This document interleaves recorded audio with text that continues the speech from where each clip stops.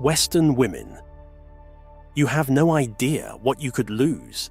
Let's talk about something that makes people very uncomfortable.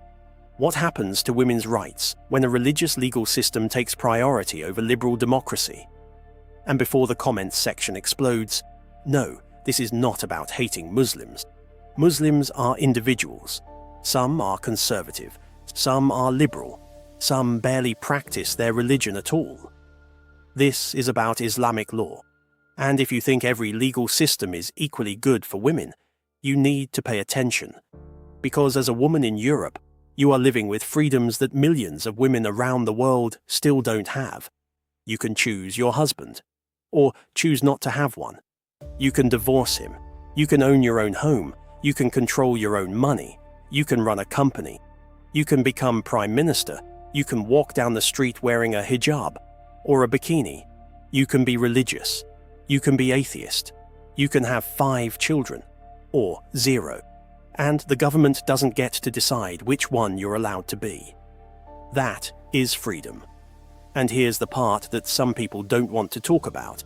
Traditional Islamic jurisprudence does not give men and women identical legal rights. The Quran permits men to have up to 4 wives. Quran 4:3.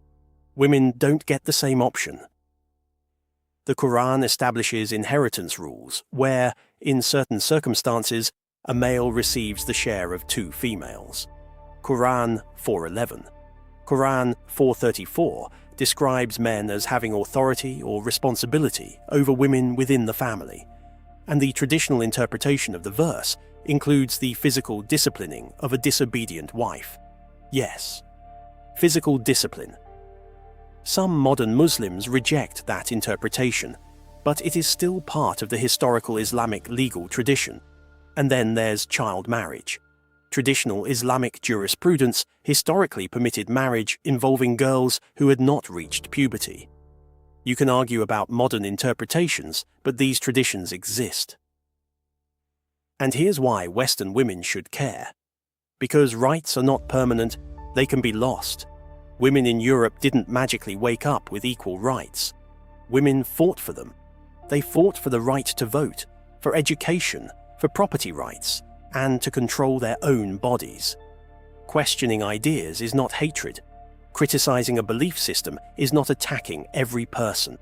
Would you accept a legal system where your husband has more authority than you? Would you accept different inheritance rules based on your sex? Would you accept religious rules governing what you wear? Would you accept a system where your freedom depends on how religious your government is?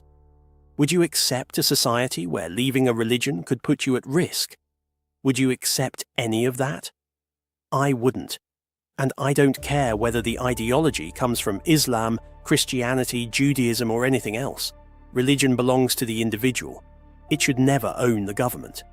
Because the moment a religion becomes the law, your personal freedom becomes someone else's interpretation of God.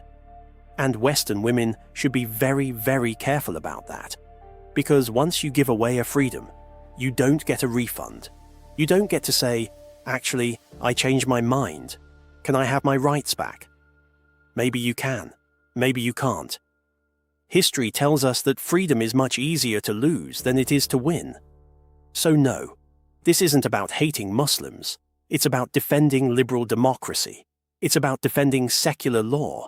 It's about defending a woman's right to decide her own life. And if you're a Western woman who believes your rights are guaranteed forever, wake up. They're not.